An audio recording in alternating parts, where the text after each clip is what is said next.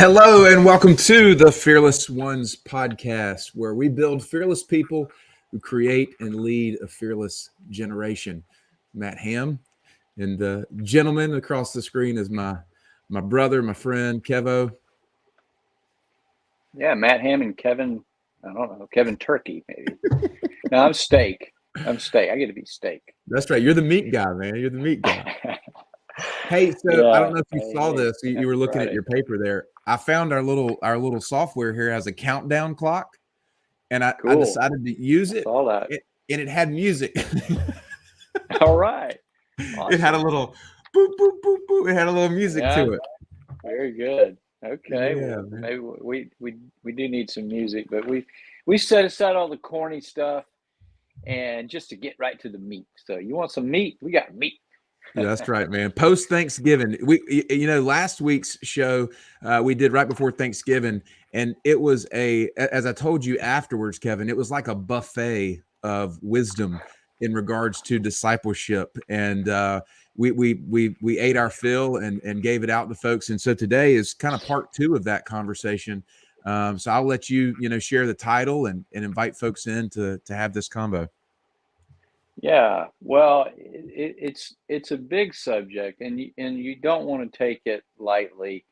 So, I think anybody that knows me knows I go slow and I go on and on and on, but it's because it's just the way that it's that important to Yeah, me, and getting that into people's minds and hearts is that important because it's important to God.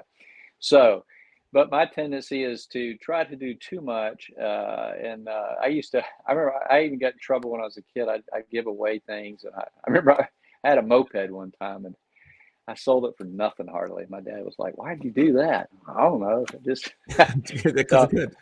I just want to give and give. And I know we both feel that way. So, but Mm. anyway, all that said, we truly appreciate people taking the time to go back and to listen and all that because sometimes it's just a blurt. It doesn't necessarily streamline together, and that's because we're all doing a lot of things.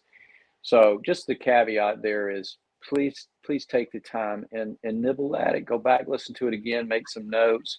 There's a lot of great stuff there. It's not always in order. So, but today we want to try to round out some of the things. Last week we talked about what discipleship isn't.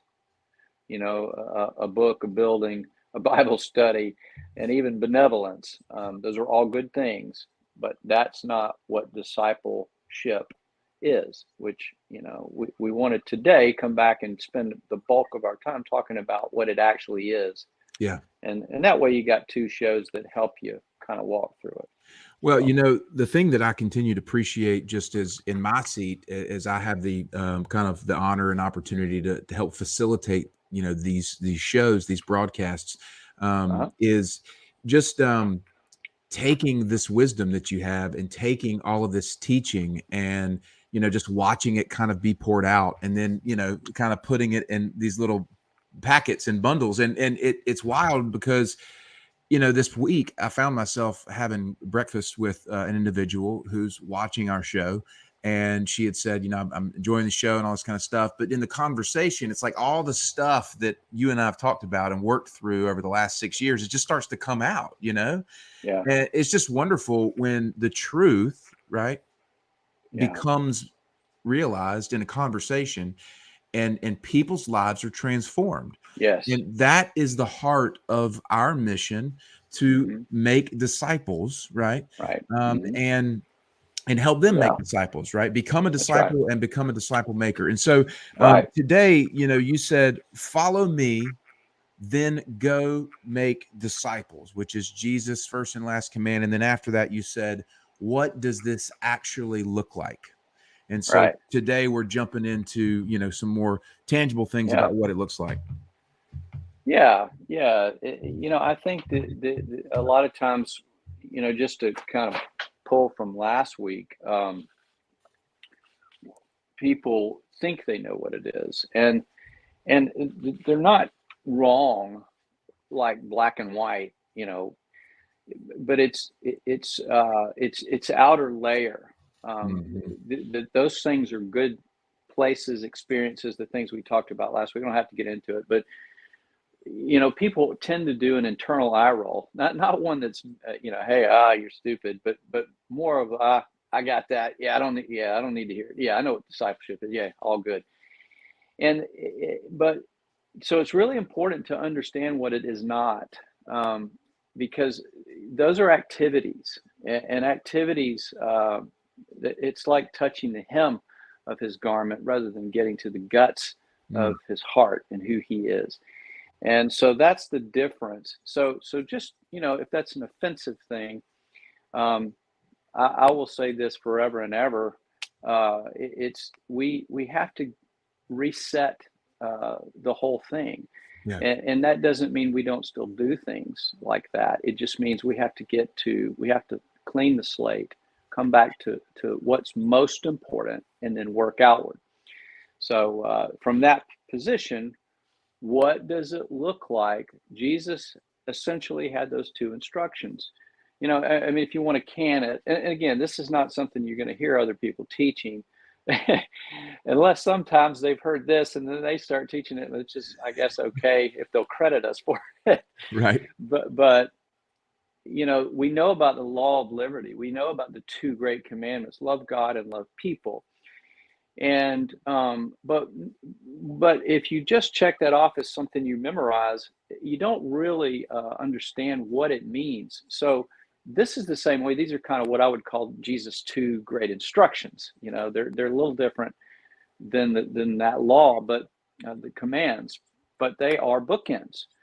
The very first thing he says to people is, follow me.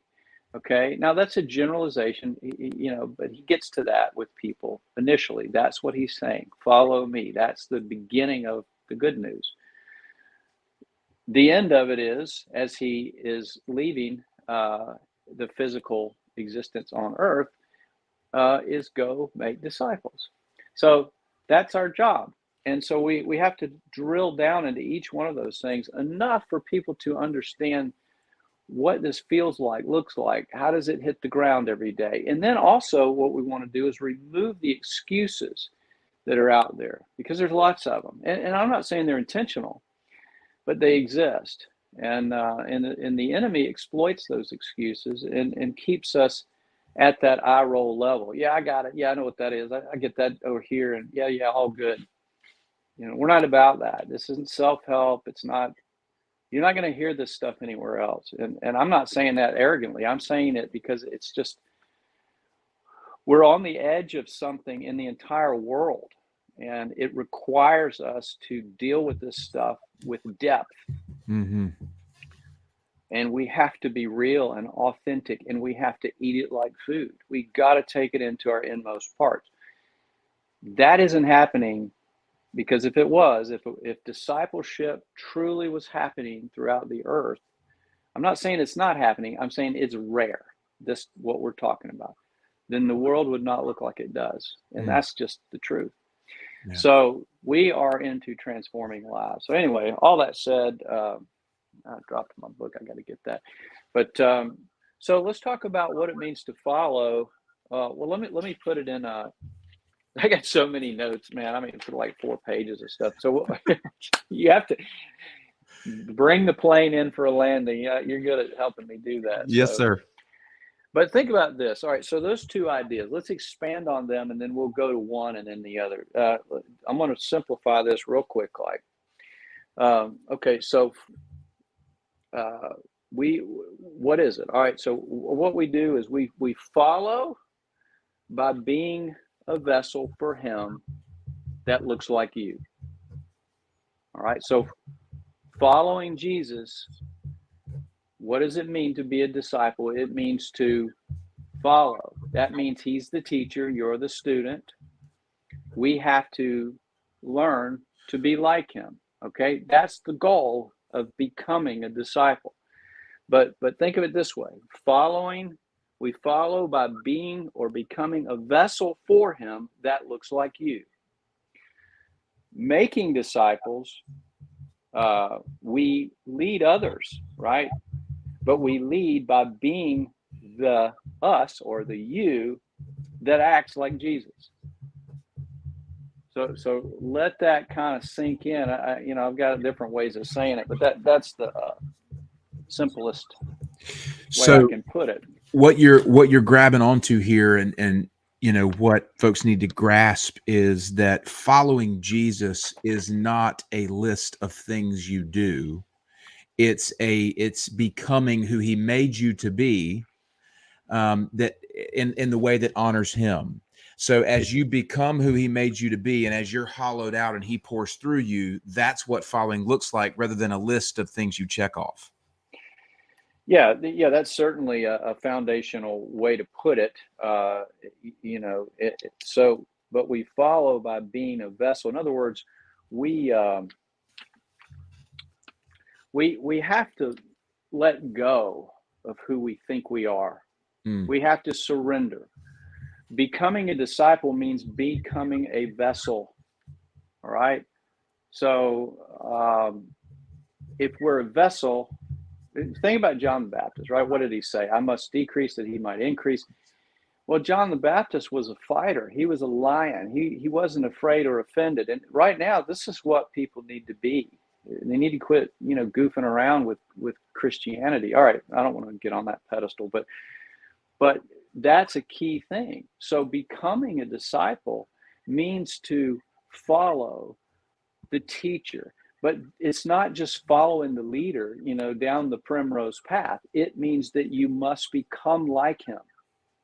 And see, that's tough immediately because people see Jesus as flying around with a magic wand and, he's magical. And he's not. yeah. What he did it in a way, he did it by faith, not by 10,000 angels. And we have the responsibility to become like the teacher. So let me read this verse here. This is Luke 6:39 through 40. This is amplified. But it says, he also told them a parable. Can a blind man guide another blind man? Will they not both fall into a hole in the ground? So 40 is the key. A student is not superior to his teacher, but everyone, after he has been completely trained, will be like his teacher. So to follow Jesus means we must become like him.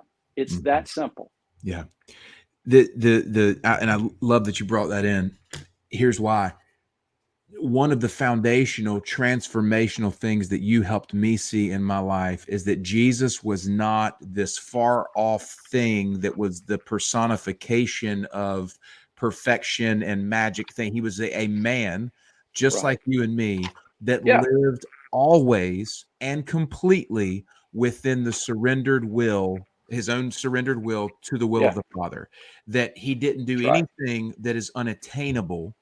And because a lot of Christians, I think, they paint Jesus to be, oh, that's Jesus, like you just said, and so it's unattainable, so therefore they never go after it. So recognizing that the fact that he was a human to emulate Right. rather than a God to worship, also a God to worship, but a human to emulate. It's that both and dynamic that helped me kind of go, wow, this is attainable. Like the point of Right. my Christian walk is to become like that, period. Right. That's right. Yeah. And it's, we tend to, because logistically, look, discipleship, think of it this way. It equals relationship. Discipleship equals relationship. Think of the word ship. It's connectivity. It's not it's an ongoing thing. So we got to look at what a disciple is. We have to look at what discipleship is because it's a real gray area for most people. Um, it usually means it's about Bible studies in church and all that, and it's just not. Why? Because logistically, how many hours a day do you spend in the Bible? Logistically, how many hours, if you go to church or a traditional church, rather than doing it in your home or gathering with friends or whatever, that's doesn't matter. But however you do it, how many hours do you do that? How many hours do you spend on your Monday night men's group or whatever? Okay, those are good things, but relationships, real deep relationships, are carried out continuously. So they're long term, Mhm. and they require availability. It doesn't mean you're always at it, but it means that you have relationship with God outward. So he's the center. So who's next? Well, your spouse, your children, and your brethren, and you work outward with your time and you prioritize that. So where you spend most of your time, we talked about this last week, is not in those places, but it's in your work day, right? So it doesn't mean at your job necessarily. It just means your day. Where are you spending your days? That's where you have to spend your discipling. Yes. That's what you see in the Bible. It's not, they weren't going to church and Bible studies. That's not in there. In fact, they didn't even have a Bible. I mean, they didn't have our Bible. Right. So it's a lot different, but people don't think that way because they don't go deep enough, and they just assume, it's just like me going down to the big church and doing a Bible study over here with the men and doing this. And that is not transforming people's lives. It's good for them, but it isn't transformative. Right. All right. The logistical piece is really hitting me, and for folks to grab hold of is, if you look at it, you spend the majority of your waking hours in some kind of working capacity, or whatever your value you're adding to your family, whatever that kind of thing. So that's the place where discipleship has to manifest. Right. It's not, Yes. It's not an event. It's not an activity. It's a becoming like Jesus in those relationships that transforms, right, the hearts of people. And I love the connection too, Kevin. Jesus said, I will draw all men unto, he will draw all men unto himself. Right.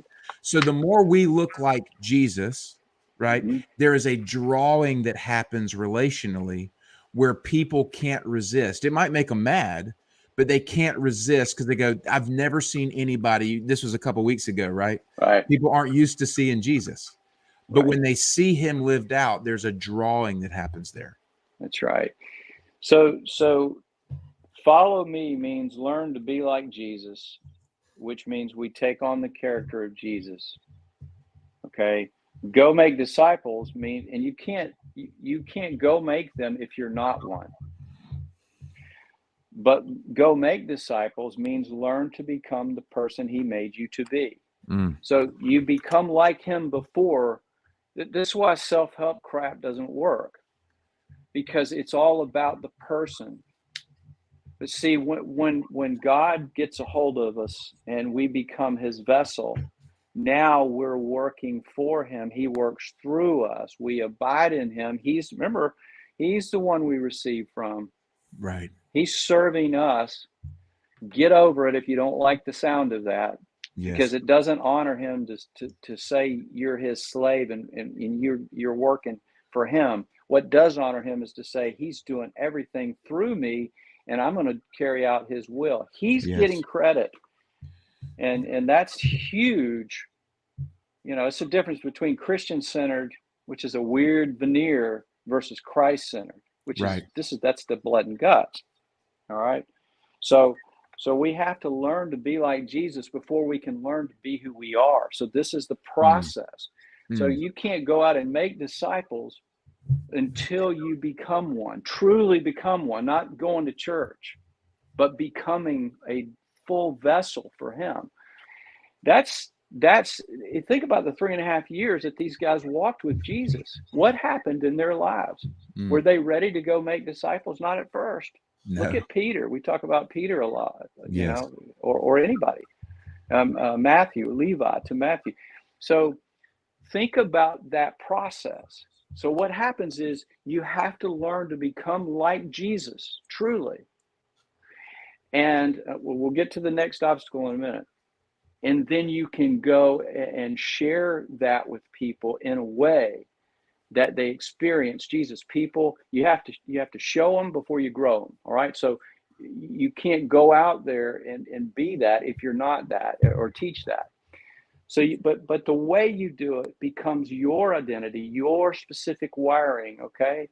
So it's really beautiful how God laid this out. So if you look at Peter, please jump in. I don't mean to go on. I just want to get this part out.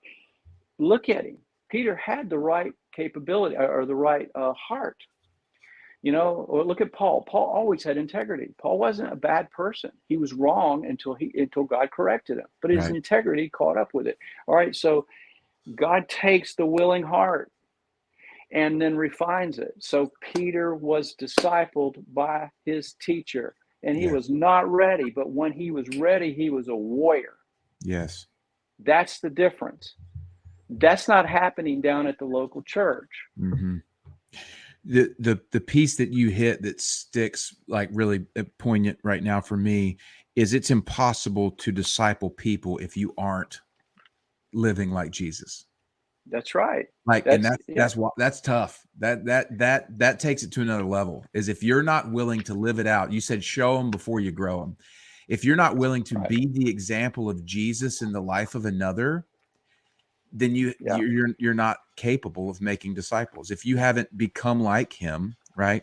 yeah, Then it's impossible to actually disciple on his behalf, because it's right, actually, that's the thing, is it's not technically you doing the discipling, it's him through you, right? It's the right, Spirit through you. It's this, right. that's what Paul said, there's no good in me.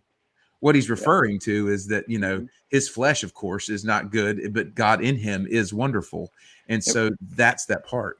We have to be careful. I agree. We have to be careful with that because Calvinist or whoever, they're going to run off with, well, he's just doing everything. I Right. don't even get to decide, which is Yeah, no, complete, utter, absolute bullcrap. you co-labor. You choose, you choose, you choose. You have to be willing. Right. That's what me and a vessel is. A conduit is a willing thing. I mean, we have to let that happen. All right. So just to clarify that, but Sure. I don't want to get too nasty, but I love my brothers and sisters out there. But so yeah, shown first, making disciples shown first. They can't grow until they're shown. So we have to. Discipleship is not one thing or another. It's people have to experience Jesus, Mm. and so sometimes people get weird and go, well, we're not Jesus. Well, okay, well then, are you his hands and feet? Are you a branch? Are you the vessel? All these things he talks about. So what does that mean? So nobody's saying we're Jesus. What we're saying is we are uh, his family. He's the head. We are the body. We one body, many parts means nothing if we're not different from each other and have different ways of carrying this out. Mm. So one of the big obstacles we run into is, well, I can't go preach or teach the Bible at the office. Yes. Okay, so that's the next big question. Well, how do I do that? Optics and whatever. Yeah. I It's mean, go go ahead, ahead. because I was going to tell you what's interesting, Kevin, is and we haven't even talked about this, but I was mentioning it now. I have Mm-hmm. had in the last week 2 people have a heart or a burden to start a Bible study kind of thing, right? I know discipleship's not Bible study, so that's the caveat.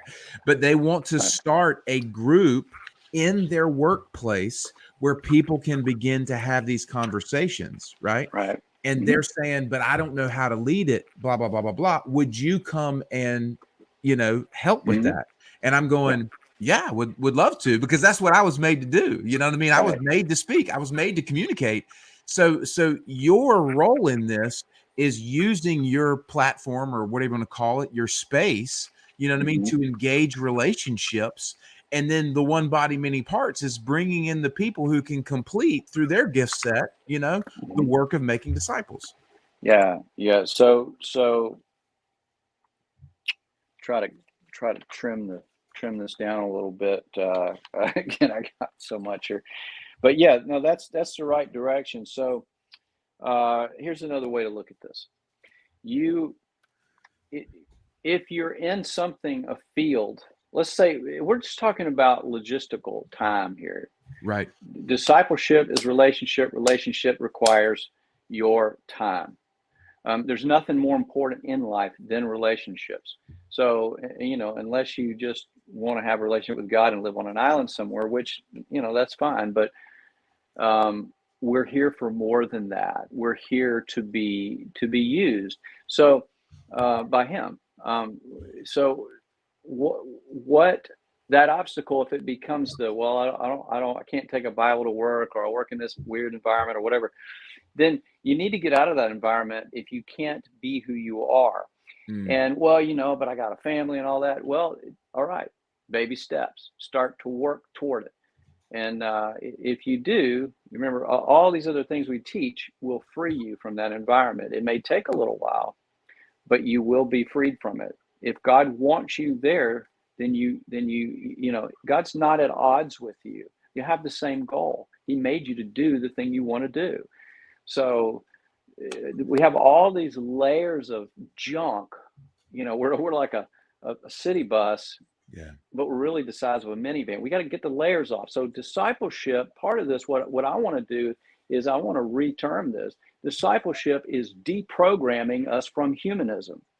So Mm. we are deprogramming people from humanistic thought, including the idea of pews and pulpits. Not saying it's not good. I'm saying it is not the core. You are the vessel. You are his vessel. So until people let that get in them and they realize their value in that, and then they can go out and know that this is the reason you're here, then you can let go of, well, I got to do my family, take care of it. I got to get security, or I fall asleep in the comfort of it, or I got to hold on to my. You're not here for that. God will provide all of that for you if you're patient with him and in a way that no one can take it from you. Our job is to let go and to follow him. So if you have a day and a week where you're spending your time and you hate it, then let him carry you out of that. Otherwise, you've got to get on with making disciples. You have to be one, but you make them. And so what does that look like? Well, that's where the other obstacle is. People think it looks like this or that or the other, but what we're saying is, if you have the character of Jesus and you go into your office and you are like that to people, because it's in you. It's not some activity or some kind of behavior you've memorized, but you are literally acting like Jesus. You're letting him pass through. We're letting him out wherever we go. That right there is what makes disciples, because people need to be shown Jesus, and we can do that. So if they see that, if they feel that, if they experience Christ through you, it will transform their lives, and it takes time. And if you're impatient with them or get offended easy, yeah, it's hard. It's not supposed to be easy. It's supposed to be valuable. You're changing generations here. This is what the world needs. But most people just want to go back to Egypt and check it off at church and all that. Mm-hmm. Do that, but you've got to do this. All Yeah. that stuff's meaningless if you're not doing this. Doing All right. this. So that said, think about this. And this is I don't know if I have it down in a way that's understandable yet, but imagine a day or week in your life where all the people you encounter, think about it, the grocery store, the bank, the doctor, the insurance guy, the artist, the teacher, whatever, wherever you go and you see people all the time, the lady that gives you the roast beef behind the deli or whatever. What if they were all Jesus? What if Jesus was in those roles? Yes. What would life be like? Yeah.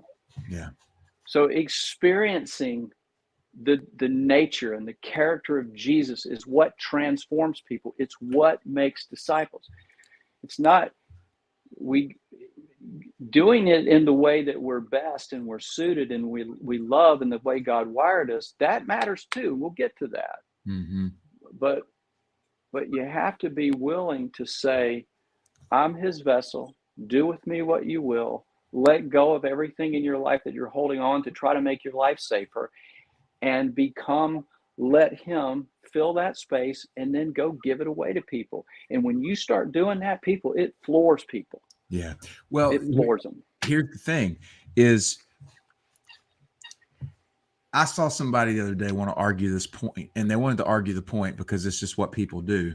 Um, the point was that Jesus wasn't stressed. Somebody tried to say Jesus wasn't stressed. Like, well, think about Gethsemane. I'm like, yeah, okay. You take a snapshot of the night before he died. Yes, he was experiencing anguish right in that moment, but he didn't walk around every day worried and stressed and fearful and all these type of things, clamoring for. He did not operate in a lifestyle of stress. He operated in a lifestyle of the fruit of the Spirit. He Right. operated in love, joy, peace, patience, kindness, all the stuff we went through last week as the example, right? Right. And so the point being is that when you truly become like him and you're emulating him, you are expressing the fruit of the Spirit in your life in such a way that is transformational for people because they're not Right. used to it.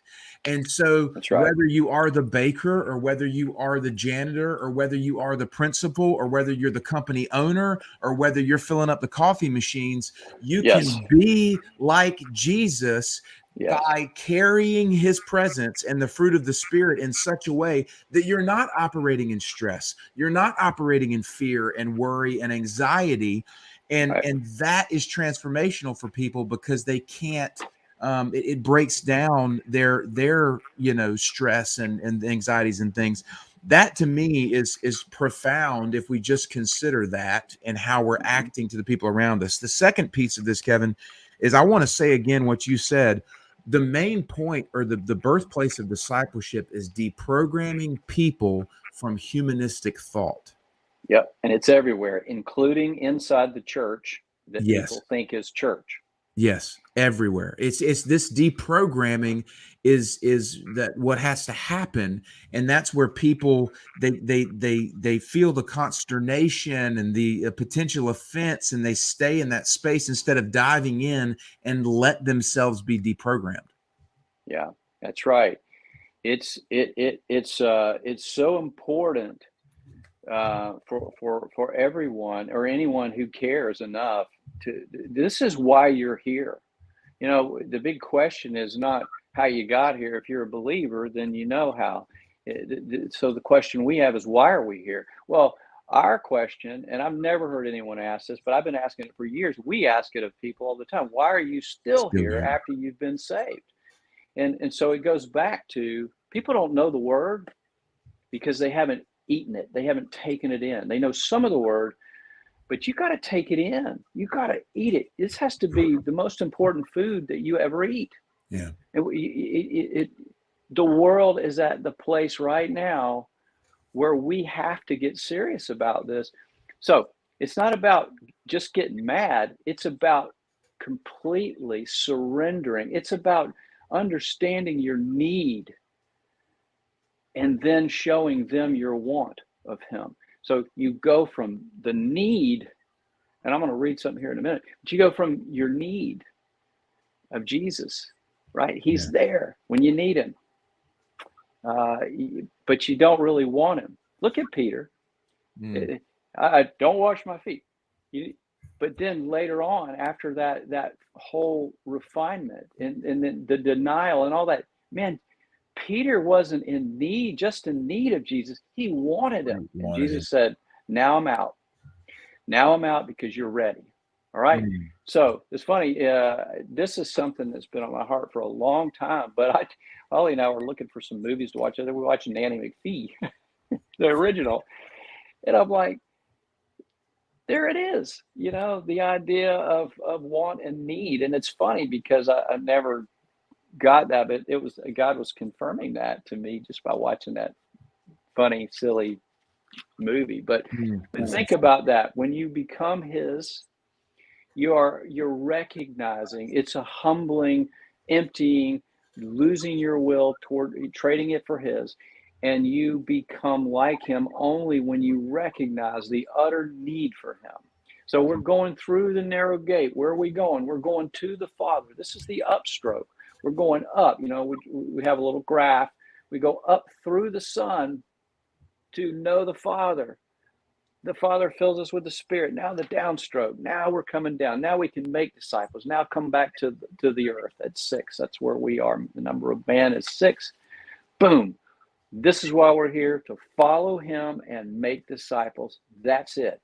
anything that gets in the way of that is not of God. Now we Mm. have a choice. Okay. But to understand the obstacle, so people say, well, I can't be like Jesus in my office, Well, you can be. Absolutely.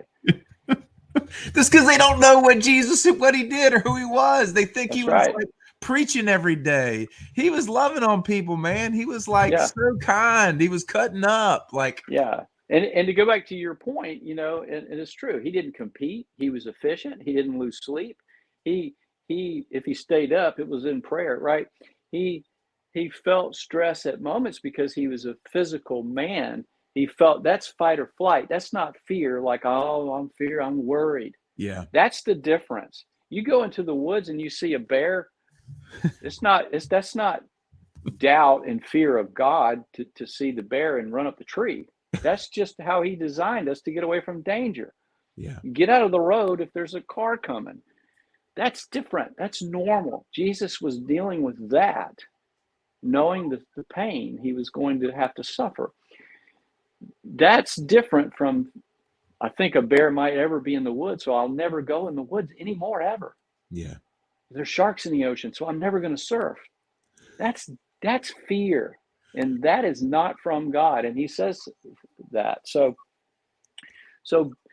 we got to learn our need for Jesus.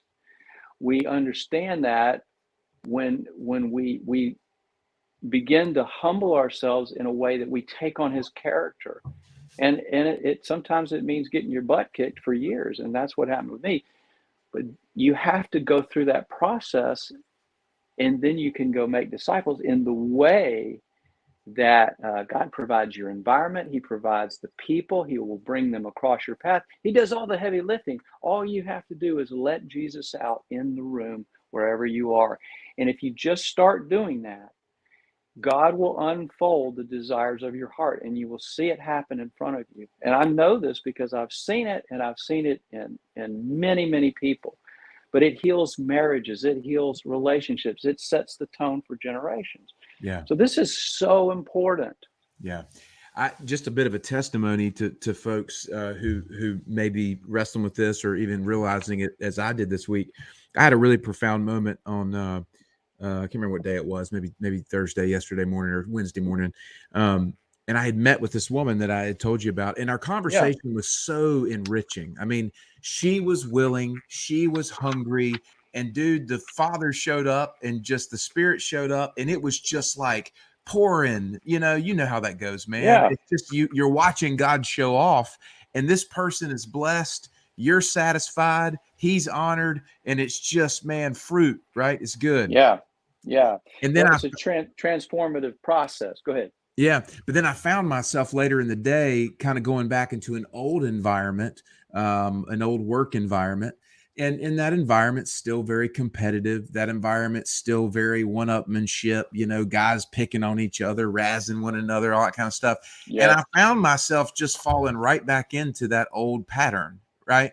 And I'm like, Wow. man, this morning I was like just being like Jesus and just edifying and this lady, and then this afternoon, man, I was just a piece of, poo, just jumping back in the turd tennis ring and just picking on guys and giving guys a hard time. I was like, man, I wasn't like Jesus. And I came home and I told my wife, I told Liz, I said, babe, I was just, oh, thank you, Lord, for showing me. Like, I went right back into that whole little world of guys going, rah, rah, rah, all the competitive bull crap. And I was like, man, I'm glad the Lord showed me that. And I'm glad he pulled me out of, that environment, because that thing was just eating me alive. Yeah. Well, we're learning and growing, and the thing is God stretches us past the point of our comfort. And if that's not happening, it's like Paul, or look in Romans 5, where Paul's talking about doing the things he hates. He was being stretched.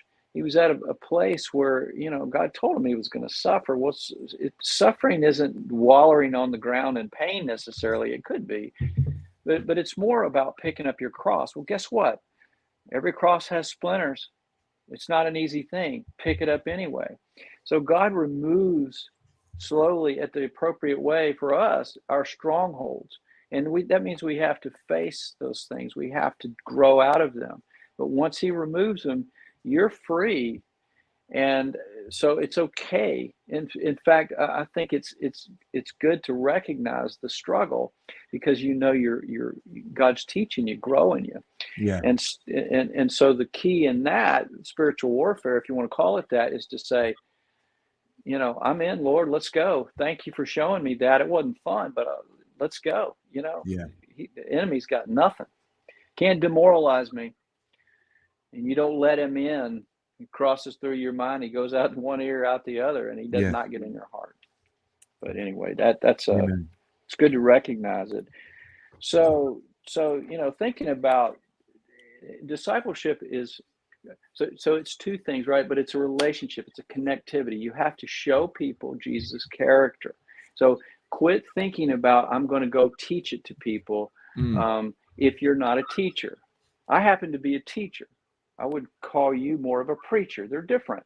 The goal is the same. So there's office gifts, but we're not even talking about that.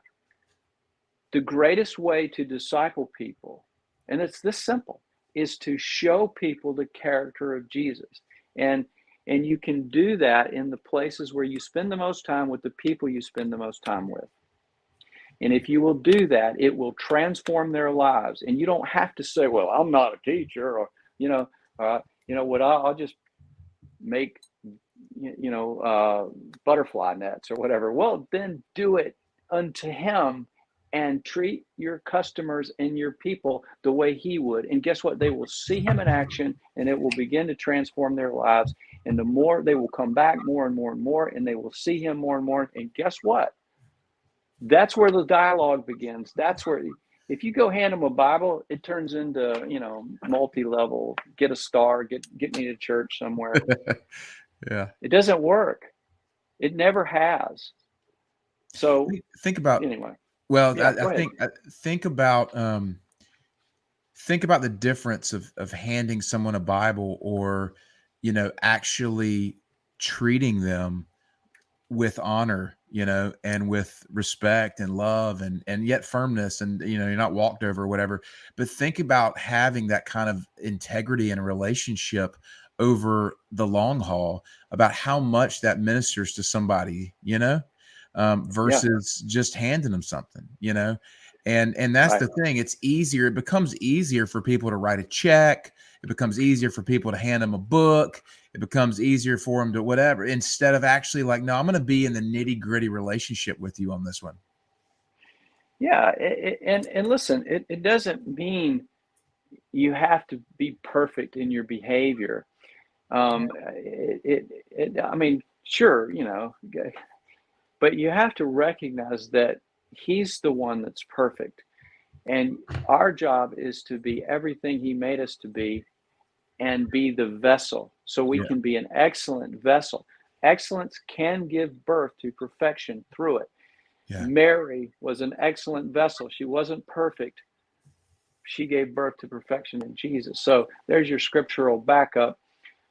So we are in this world, we're not of it. There's a collision there. We're going to throw out the wrong word once in a while. We're going to do this. We're going to get mad in traffic.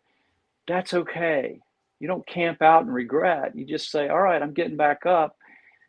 But the difference between convincing people and convicting people is they have to see Yeah. Jesus in action. And you know what? You probably get some rocks thrown at you. But no matter what, so it's not about being a doormat. Jesus was not a doormat. He is a welcome sign. Praying for your enemies, loving your enemies doesn't mean let Hitler take over America. Yeah. It means that you show them by example. You lead the way. And if they follow, they follow. If they don't, then that's between them and God. Mm. But you're pointing upward. You're pointing toward him constantly. But they need to be shown that. And so if we start off with, hey, I got to teach you some things, or hey, I got to preach some things at you, or hey, here's a Bible, are you reading it? Instead of just doing what Jesus actually did. What did he do? He met them where they are, This is the key. He didn't leave them there. Mm. That's the key. So wherever you are encountering people, wherever you can be a light in a dark place, then you have to start being like Jesus in that area. Now, he'll show you. He'll give you the wisdom. He'll train you. That's what Luke 40 or Luke 6:40 is saying. That he trains us, and then we go and we show people who he is through us.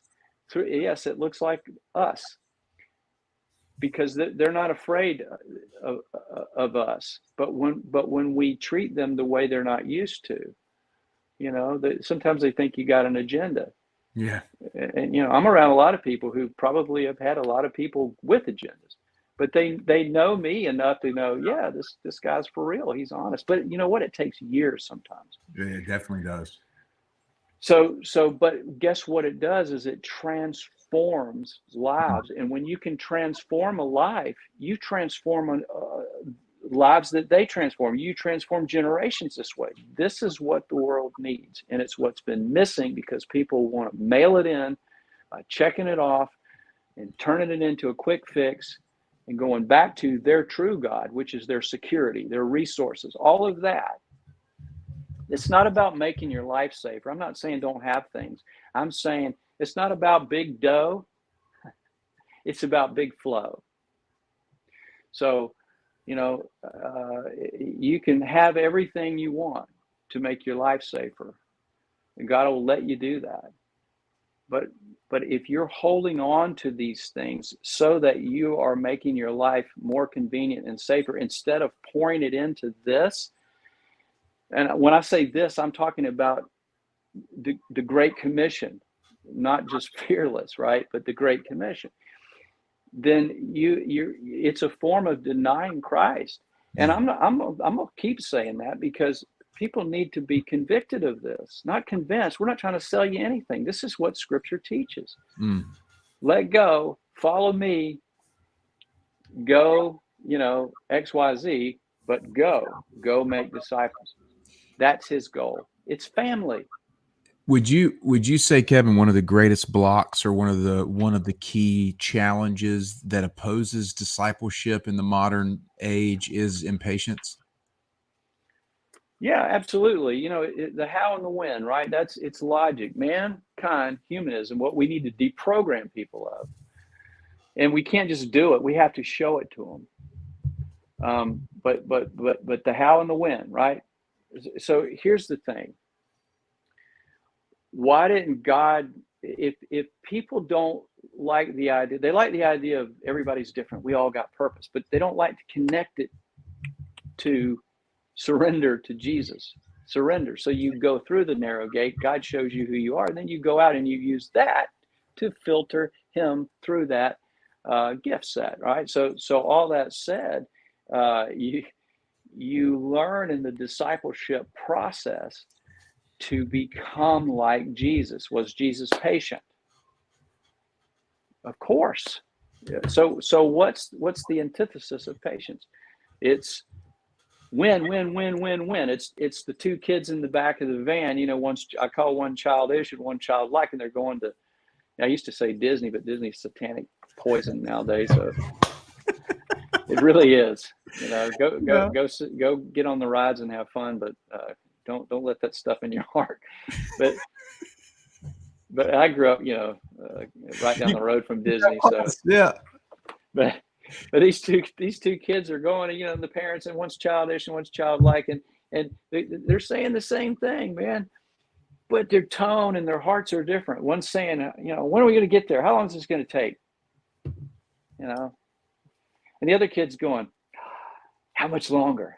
I can't wait to get there. Yeah. Saying the same thing. So we've got to get to a place, coming back to your question, patience is us being babies. It's like we're saying, God, we know you're more powerful, but we're a little smarter. Yeah. It's okay to ask him when. It's not okay to demand that your world get around your when. God is, he's slow and deep. And discipleship is a slow and deep process. We have to live it out in front of people. And I'm not talking about, thus saith the Lord, or, watch your P's and Q's and all that. I mean, actually be like Jesus to people. Yeah. That is different. All right. So what happens is they see this guy's patient. Man, I Yeah. did not used to be patient, but I'm a very patient person now. And it's annoying for some people, but it's okay. It's all right. I did not used to be. Ask my wife. I wasn't. I was not patient. I used to be focused on how. How's this going to be? How's this going to be? And that's like God saying, well, why didn't I use Esther to make the ark? Or, why didn't Noah, build uh, the temple? They're different. They had Yeah. different roles to play. So do we. Yeah. Remember, the church is not. It's built on Jesus, then the apostles, and then us. It's building. We're building a skyscraper, if you want to look at it that way. So we have to be patient with God because He's completely been patient with us. So you learn to crave His timing. So yeah, patience is huge. I'm just agreeing with you, but I want to put Yeah. meat to it. Well, I want people to hear that because we are indoctrinated into a culture that Yes, demands an answer, that demands efficiency, that demands a quick, easy fix, and that's the opposite of God. Like I think that the people are unable to understand the character of Jesus until they really grasp that God's kingdom is upside down. That that's it right. is not. It's the most efficient thing, but to man it looks very inefficient, right? Right. It's the best thing, but it doesn't necessarily look the best. And I think we've been That's deceived right. in this generation of going after the thing that looks the best, that looks the most efficient. It's that whole scene from what Indiana Jones in the Last Crusade, where he's to pick out the chalice, and it's not the golden chalice with the jewels on it. Right. It's a carpenter's bowl. Yeah. And that's the thing. It's like I was telling at the nursing home, part of the ministry we do, we go and kind of take the church into the nursing home every week. And I was telling Yeah. them this week, you know, most people don't understand the dynamic of Jewish culture. When they thought of the word Messiah, they thought of a conqueror king to overthrow Rome, not a baby Right. king, to be raised up and killed, period. Right. And so when they're looking for the worldly king, they miss the manger, right? Right. And just the whole correlation of Jesus, like Old Testament, manna from heaven, New Testament, manna from heaven, Jesus, the bread of life in a feeding trough, right? Like Right. how that picture is painted. And one of the ladies, after I was kind of walking through all that and just sharing it, she's like, you know what? Today's like the first time I really realized that Jesus was God and he Mm-hmm. was a man.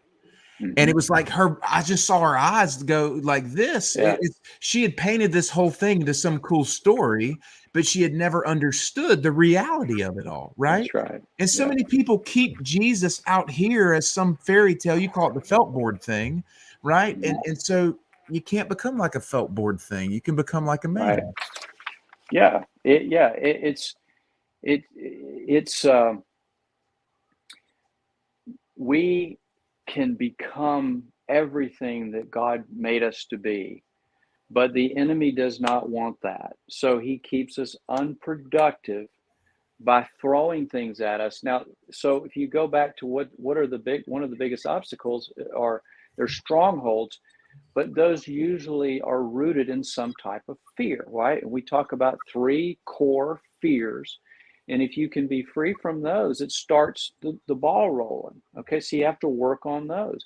So when you look at being a vessel, it doesn't mean you can't be proactive.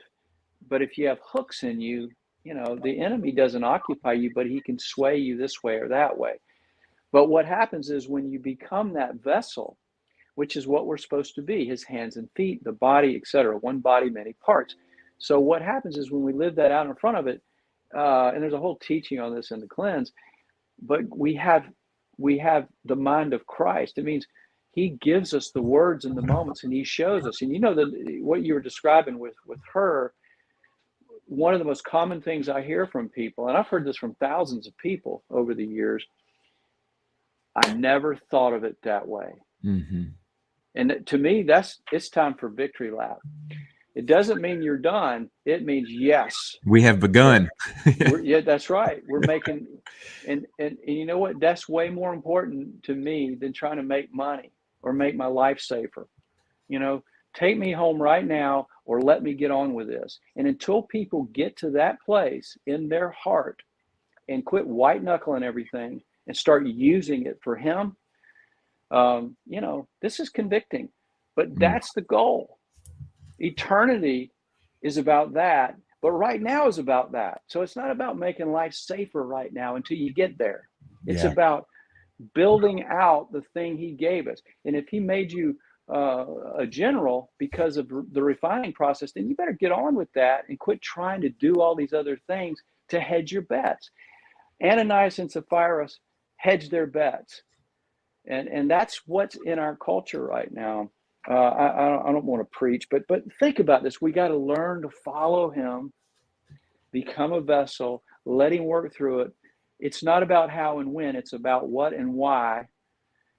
And when you trust him like a child, he will begin to do it through you. And I had to overcome a lot to you know, it took him 7 years with me, a lot more than that really, but 7 intense years. All right. So I wanted to read this thing, and to me, this is a really important part of the book that I wrote. But and, you know, I've written a lot of things, but this is I've read this multiple times on our shows, but I'm just going to read a little bit of it because to me this is the character of Jesus. It's the fool.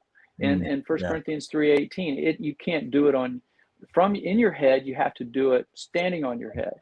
And all the people with breakthroughs in Scripture, they followed God. They did not follow how and demand when. They might have asked, but then they followed him. And none of it makes sense. So if you're going to go by this in your day-to-day life and then talk about that, you're tossed about like the waves. You're already divided and conquered. So deprogramming means it's time to reset this whole thing, and let's actually be like Jesus to others. Yeah. They need to experience him. All right. And then you can do it in the way that you love. The desires of your heart will form around it, and you'll get to do that thing. I've seen this over and over again. All right, but just that simple character. Okay, so in an upside down kingdom, it's the foolish things, not the practical, that glorify the king. It's not about practicality. When the fool has a need, he meets the needs of another. So instead of going, oh, I got a need, and getting worried and fearful, you go out and you meet the need of another. That's the character of Jesus. Yes. When his hands are empty, and my hands have been empty for 20 years, 15, 17 years, however long it's been. They've been empty. So I give my hands. I don't care, you know. So that's how you fight back. You got to let go of your need. God is our provider, Jehovah Jireh. We're not the provider. So get over that if you're the breadwinner. Credit goes to God. All right. Yeah. So when a fool has a need, he meets the needs of another. When his hands are empty, he offers his hands instead. There's always something you can do, right? Mm-hmm. When his storehouse, this is big, when his storehouse overflows, he remembers that life is a vapor and counts giving a much greater privilege than making his future a little safer. That's the character of Jesus. Okay. When he is maligned, he is kind. And when he is about to faint from depression, he offers high praise to the Lord. And for others, he makes petition. When he's counted by men as foolish in faith, lazy when things look tough, and lucky when things seem great, he rejoices, gives thanks, and reflects on these one-time foolish things. All right, so I go on and wrote out, you know, about 20 different miraculous events in Scripture. But there's so much to this. I don't want to take our time on it, but we come all the way down through this. You know, if anybody wants a book, we'll send you one if you're part of our community. But this is so powerful. But it comes all the way down to that want and need thing. All right. So at the end, it says, to one side, it's the fork in the road. To one side, we see the more sensible answers from the minds of men. To the other, we see the truth as it rings sincere through the veil of Christian ease. Here's the punchline. Only when God becomes all that we want, only when God becomes all that we want, do we truly see that he is all we need. So if you're hedging your bets, then it's time to let go and watch what God will do. It'll help your health. It'll help everything in your life. And it doesn't mean everything's perfect. When it's not, God's growing you, stretching you.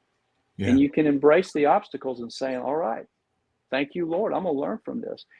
You don't get down and demoralized, but only when God becomes all that you want. That's what he's after. But he has to show you your need first. And so now you fall in love with him. You're doing it out of love. You're serving him because you want to please him. What does he want you to do? He wants you to be fed by him so you can go serve other people in his name. Be like Jesus to people. That's the church. Baker, candlestick maker, all doing it together. It has nothing to do with a building or Bible study. It has to do with showing Jesus to people, letting them experience him firsthand. And if you've got the resources to do it and you're not, woe to you. So anyway, there you go. Boom. Dropping my lamp here. Boom. That was the mic drop, actually. That's what that was. Yeah. But just please be encouraged that this is a good message. The timing's right. It's not meant to beat you up. It's meant to say, this is your moment. The world is lost, but Jesus isn't. Yeah. And you have to decide. You can't play Christian anymore. And the world requires, it's not about all the crap we see. I'm telling you, all this stuff's going to be wiped away. So don't be in fear about it. Yeah, prepare, take care of yourself, be a good steward, but you've got to get on. The only thing that changes it is doing what Jesus told us to do. Follow me and go make disciples, period. That's the path. That's the path to victory. It is. Amen. Well, Kevo, man, thanks so much for pouring out, for everybody listening, and being with us on the show each week. We certainly appreciate it.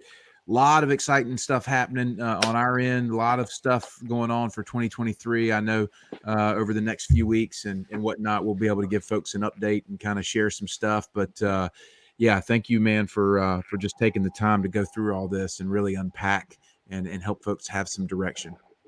Yeah, well, it's a labor of love, and we want people to get excited and not be offended, but just get excited, because just can start right now. Take one step, and we're right here to cheer you on or help you in any way we can. That's the goal, right? Yeah. So, but thank you, and thanks for all you do, and thanks for anybody who takes the time to listen, and I hope it's a blessing to you. Absolutely. Well, friends, thanks a bunch. Connect with us, fearlesstradingcompany.com. You can email me directly, matt@fearlesstradingcompany.com. Let us know how you can get plugged in and some of the other opportunities we have for you to help support what we do through both our subscription, through our coffee subscription, our great products like our hot sauce and our truffles over the holidays. We've got some gift boxes that are coming very soon on the website. Also to just, your donation through our nonprofit efforts are always welcome. So thanks a bunch. We'll be back next week for another episode of the Fearless Ones podcast. You guys be well.